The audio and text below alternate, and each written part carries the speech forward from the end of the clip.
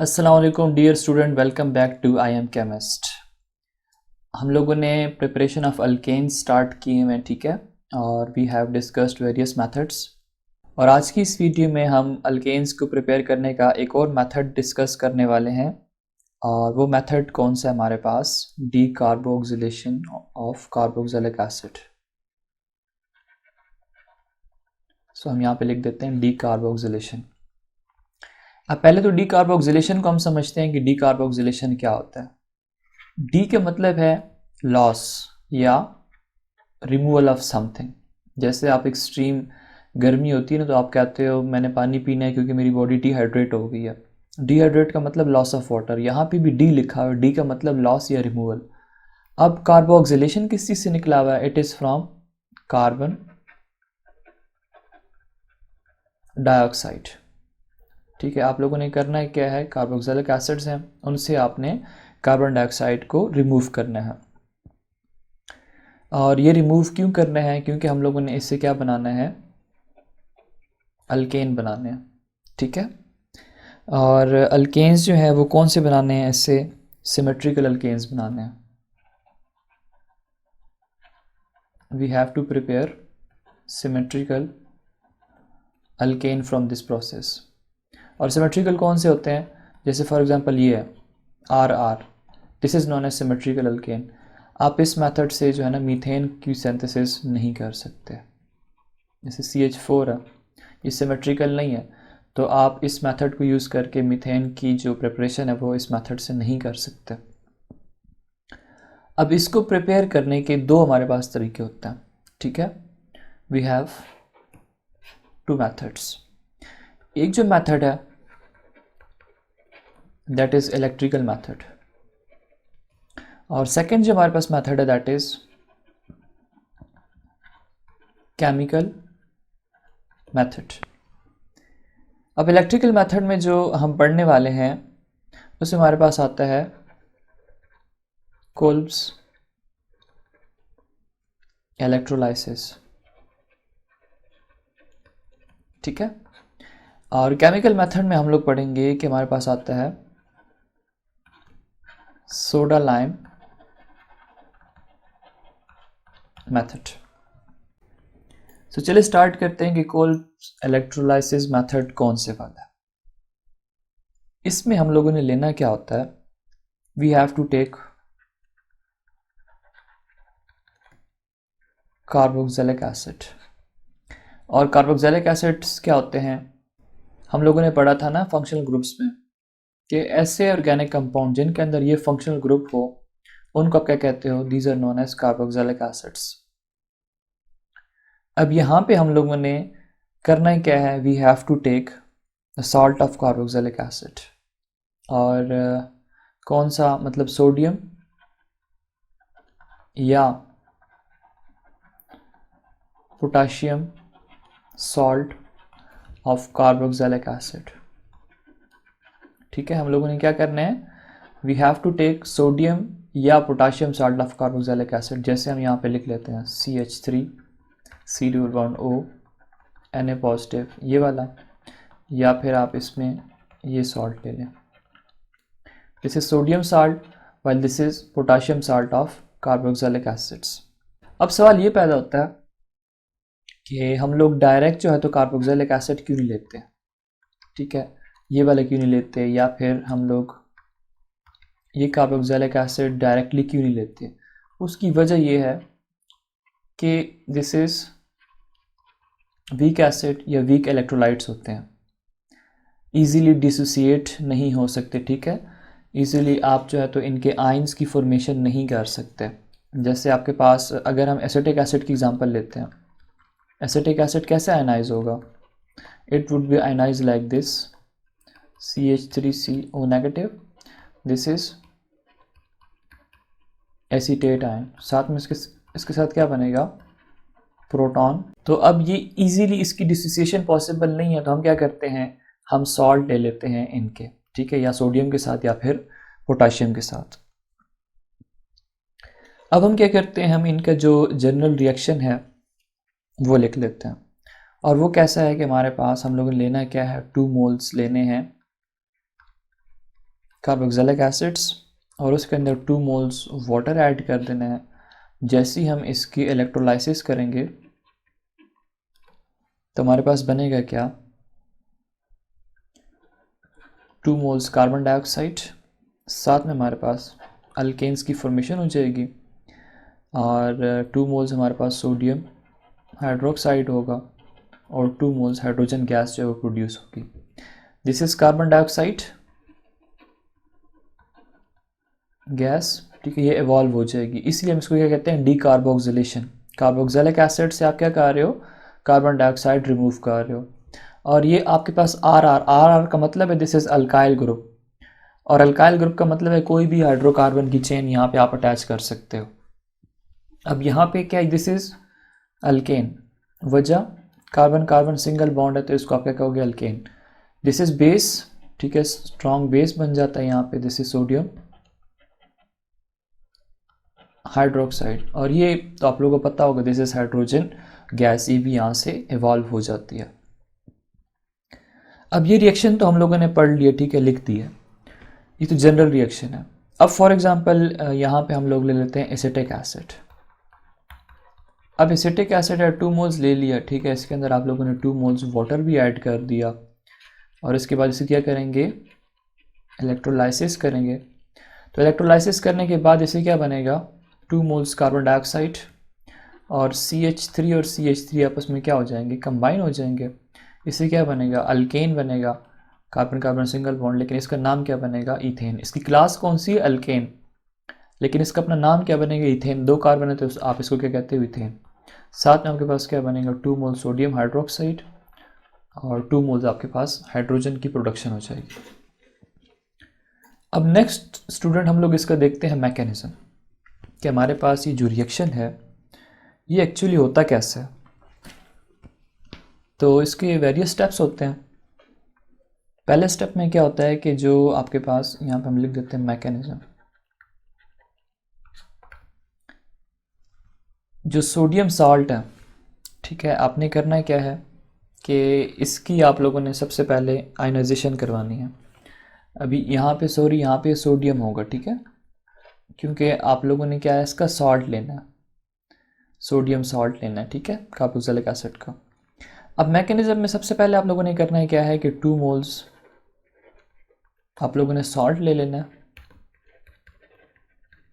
ठीक है। What is this, this is sodium acetate. अब पहले स्टेप में क्या होगा, इसकी आयनाइजेशन हो जाएगी, 2 मोल्स एसीटेट आयंस और इसके साथ साथ इससे 2 मोल्स जो हैं सोडियम आयन के निकल जाएंगे, ठीक है। This is sodium, this is acetate ion और दिस इज सोडियम आयन, ठीक है, पॉजिटिव 1 चार्ज इसके ऊपर, 2 मोल्स हैं इसके, ये 2 यहाँ पे लिख देते हैं। तो ये आपके पास है एक स्टेप। दूसरा, वाटर इसके अंदर होता है, एक्वस सोल्यूशन है, तो वाटर आयनाइज होगा किस चीज़ के अंदर, H पॉजिटिव के अंदर और OH नेगेटिव के अंदर। H पॉजिटिव क्या है, हाइड्रोजन आयन या प्रोटॉन है, और OH नेगेटिव क्या होता है, दिस इज हाइड्रोक्साइड आयन। अब देखिए हमारे पास कितने आयंस बन रहे हैं, ये पॉजिटिव है, यहाँ पे सोडियम के ऊपर पॉजिटिव चार्ज है, हाइड्रोक्साइड आयन के ऊपर नेगेटिव चार्ज है, एसीटेट आयन के अंदर हमारे पास क्या है, नेगेटिव चार्ज है। अब हम यहाँ पे इलेक्ट्रोलाइसिस पढ़ रहे हैं, ठीक है, और हम लोगों ने इलेक्ट्रोकेमिस्ट्री के अंदर पढ़ा हुआ है कि जब हम इलेक्ट्रोलाइसिस पढ़ते हैं तो हमारे जहन में क्या आता है, 2 चीज़ें आती हैं, एक एनोड और दूसरा कैथोड, पॉजिटिव चार्ज और नेगेटिव चार्ज।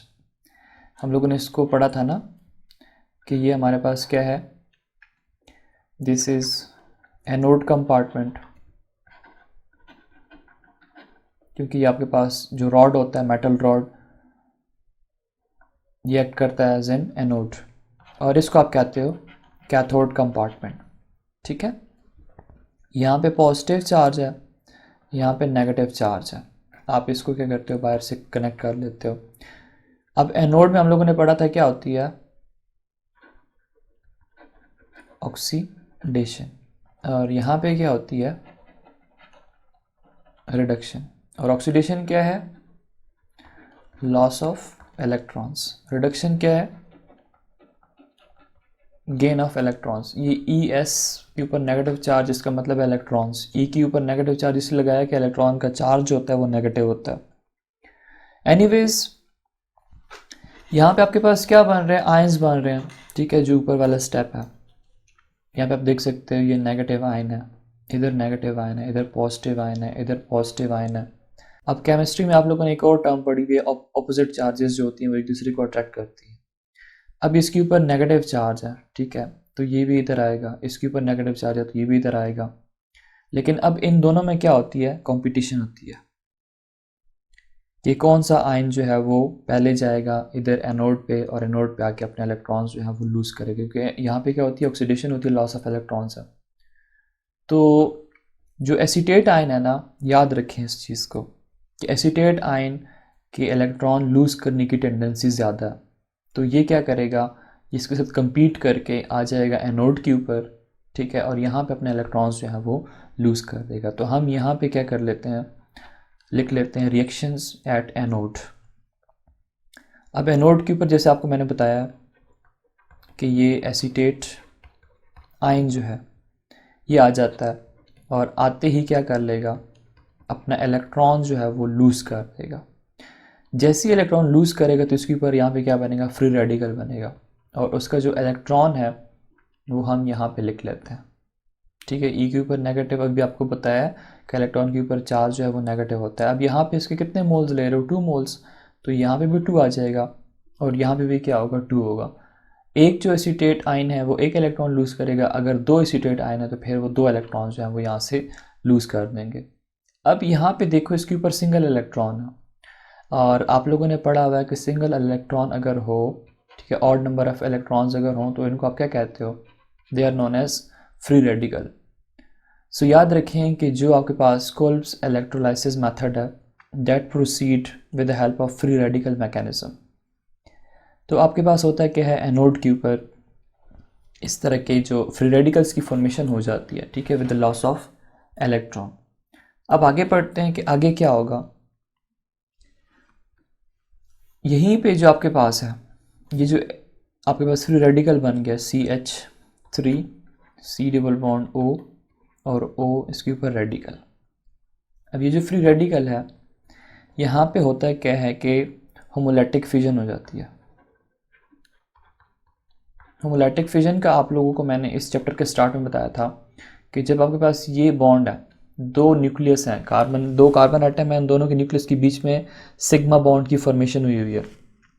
अगर ये बॉन्ड बिल्कुल इक्वली ब्रेक हो जाते हैं, मतलब एक इलेक्ट्रॉन जो है वो इधर शिफ्ट हो, जिसको हाफ एरो के साथ रिप्रेजेंट किया जाता है, दूसरा इलेक्ट्रॉन इस कार्बन के साथ शिफ्ट हो, जिसको आप हाफ एरो के साथ रिप्रेजेंट करोगे, तो उसको कहते हैं होमोलैटिक फ्यूजन। और होमोलैटिक का मतलब होमो मीन्स सेम, जब दोनों जो एटम है वो अपने एक एक इलेक्ट्रॉन जो है वो ले लेते हैं, उसको आप होमोलैटिक फ्यूजन कहते हो। एनीवेज यहाँ पे होमोलैटिक जैसी फ्यूजन होती है, तो इससे क्या बनेगा, CH3 के ऊपर इलेक्ट्रॉन आएगा, वो यहाँ पे इधर अटैच हो जाएगा, मतलब यहाँ पे क्या बन जाएगा, दोबारा से फ्री रेडिकल की फॉर्मेशन हो जाएगी। और साथ में ये जो इलेक्ट्रॉन है इस कार्बन के ऊपर आएगा, तो यहाँ से कार्बन डाइऑक्साइड की फॉर्मेशन हो जाएगी, ठीक है, you will gate carbon dioxide. अब इसके कितने मोल्स हैं हमारे पास, 2 मोल्स हैं, तो ये 2 मोल्स ऑफ फ्री रेडिकल्स भी बनेंगे, और 2 मोल्स ऑफ कार्बन डाइऑक्साइड जो है इसकी भी फॉर्मेशन हो जाएगी। अब नेक्स्ट स्टेप में क्या होगा कि ये जो आपके पास रेडिकल्स हैं, ये कितने हैं, 2 रेडिकल्स हैं, तो इनको हम ऐसे लिख सकते हैं, मिथाइल रेडिकल और मिथाइल फ्री रेडिकल। अब देखें, आपको मैंने पहले बताया था कि हमारे पास ये डंडी है, जिसको आप क्या कहते हो, बॉन्ड कहते हो। Now this bond is composed of how many electrons, 2 electrons. मतलब कि अगर आपके पास 2 इलेक्ट्रॉन्स हैं, वो जब कंबाइन होंगे तो उनके बीच में क्या बनेगा, sigma bond, single covalent bond की फॉर्मेशन होगी। तो यहाँ पे देखें, इस कार्बन के ऊपर भी एक इलेक्ट्रॉन है, इस कार्बन के ऊपर भी एक इलेक्ट्रॉन है, तो ये दोनों कार्बन आपस में क्या करेंगे, इनको यूज करके एक एक इलेक्ट्रॉन दोनों के पास मौजूद है, तो बीच में इनके क्या बन जाएगा, सिंगल बॉन्ड बन जाएगा।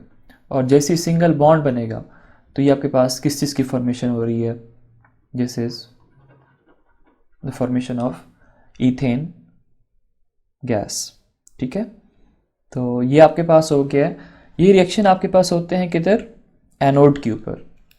अब ज़रा आ जाते हैं कैथोड के ऊपर, क्योंकि इलेक्ट्रोलाइसिस पढ़ रहे हो, ऐसा तो नहीं है ना कि आप लोगों ने एनोड कर लिया तो बस कैथोड का आप लोग भूल जाओ। तो अब हम पढ़ते हैं कैथोड के ऊपर कौन सी रिएक्शंस होंगे। तो स्टूडेंट्स याद रखें कि जैसे आपको मैंने बताया है कि आपके पास पॉजिटिव आयन में कौन कौन से आयन्स होते हैं। जैसे आप यहाँ से देख सकते हैं ना, ये H पॉजिटिव आयन भी है, सोडियम पॉजिटिव आयन भी है। अब इन दोनों के बीच में भी कंपटीशन होगा, ये भी चाहेंगे कि हमारा भी जो है तो कुछ रिएक्शन हो। लेकिन जो आपके पास H पॉजिटिव है, ठीक है, जो हाइड्रोजन आयन है, it is having more tendency, ये हम इलेक्ट्रो के अंदर पढ़ेंगे। ठीक है, it is having more tendency of reduction as compare to sodium ion. तो अगर इसकी टेंडेंसी ज़्यादा है तो ये क्या करेगा, अब ये जो आपके पास H पॉजिटिव आयन है, ये क्या करेगा, ये इलेक्ट्रॉन गेन करेगा। कहाँ से गेन करेगा, यहाँ पे आप देख सकते हो फर्स्ट जो आपके पास मेथड था, जो फर्स्ट स्टेप था, यहाँ पे 2 इलेक्ट्रॉन्स क्या हुए हुए हैं, लॉस हुए हुए हैं। ठीक है, जो आपके पास एसीटेट आयन है वो फर्स्ट स्टेप के अंदर क्या कर रहा है, इलेक्ट्रॉन लॉस कर रहा है। और वो इलेक्ट्रॉन्स किधर जा रहे हैं, वो जा रहे हैं टुवर्ड कैथोड। कैथोड के ऊपर H पॉजिटिव आता है, H पॉजिटिव को इलेक्ट्रॉन्स चाहिए, तो क्या करेगा, इलेक्ट्रॉन्स गेन करेगा। अब इसको कितने, 2 इलेक्ट्रॉन्स है ना, 2 इलेक्ट्रॉन्स वहाँ पे क्या हो रहे हैं, लूज हो रहे हैं, क्योंकि 2 मोल्स आप यूज़ कर रहे थे। तो यहाँ पे 2 मोल्स ऑफ H पॉजिटिव आएंगे और 2 इलेक्ट्रॉन्स जो है उनको कैप्चर कर लेंगे। ठीक है, उनको गेन करेंगे और इनकी हाइड्रोजन आयन जो है इसकी रिडक्शन हो जाएगी किस चीज़ के अंदर, H के अंदर। ठीक है, या इसको आप ऐसे भी लिख सकते हो H2, जो कि आपके पास गैस है। तो आपके पास कितने प्रोडक्ट्स की फॉर्मेशन हो रही है, ज़रा काउंट कर लेते हैं। एक हाइड्रोजन गैस आ गई है, एक आपके पास ईथेन आ गई है, एक आपके पास कार्बन डाइऑक्साइड आ गई है। कितने प्रोडक्ट्स आ गए हैं, 3 प्रोडक्ट्स आपके पास आ गए हैं। जो पहला रिएक्शन था उसके अंदर आप देख सकते हो कि आपके पास क्या क्या आ रहा है, कार्बन डाइऑक्साइड, उसके बाद ईथेन की फॉर्मेशन हो रही है, उसके बाद हाइड्रोजन गैस की फॉर्मेशन हो रही है। अब 4 जो प्रोडक्ट आपके पास बनता है वो कौन सा होता है, सोडियम हाइड्रोक्साइड। अब सोडियम हाइड्रोक्साइड कैसे बनेगा, सोडियम हाइड्रोक्साइड आपके पास ऐसे बनेगा कि सोल्यूशन के अंदर प्रेजेंट होता है। ठीक है, यहाँ पे देखें पॉजिटिव पॉजिटिव में आपके पास H पॉजिटिव था, इसकी कहानी आपको मैंने कैथोड में बता दी है, सोडियम रह गया। इसकी कहानी आपको मैंने एनोड में बता दी है, हाइड्रोक्साइड रह गया। तो अब ये जो 2 आयन हैं Na पॉजिटिव और OH नेगेटिव, ये सोल्यूशन के अंदर प्रेजेंट होते हैं। तो ये भी कहते हैं कि हम लोगों को भी तो कुछ ना कुछ रिएक्शन करना चाहिए। तो ये क्या करेंगे कि जो सोडियम आयन है और जो दूसरा हाइड्रोक्साइड आयन रह गया है, ये आपस में जो है तो रिएक्शन कर लेते हैं और आपके पास क्या बन जाता है, you will get 2 moles of sodium hydroxide. So dear student, this is all about Kolbe's electrolysis method, जिसमें मैंने आपको बताया कि आप लोग कैसे जो है तो अल्केन्स की प्रिपरेशन कर सकते हैं। और beside this reaction has limited synthetic applications as it forms a number of side products. आपने बनाना क्या था, अल्केन्स की फॉर्मेशन करनी थी। ठीक है, इथेन तो आपके पास ऑब्टेन हो गया, लेकिन साइड प्रोडक्ट्स देखें, हाइड्रोजन गैस आ रही है, सोडियम हाइड्रोक्साइड आ रही है, कार्बन डाइऑक्साइड आ रही है। तो इसकी जो है ना साइड प्रोडक्ट्स बहुत ज़्यादा ऑब्टेन होते हैं। सो स्टूडेंट, ये तो था आपके पास सारा का सारा मेथड। अगर आपको कोई क्वेश्चन है, कोई कन्फ्यूजन है, तो आप कमेंट सेक्शन में पूछ सकते हैं। और मज़ीद वीडियोज़ देखने के लिए मेरे चैनल को लाइक, सब्सक्राइब और अपने फ्रेंड्स के साथ शेयर ज़रूर कीजिए।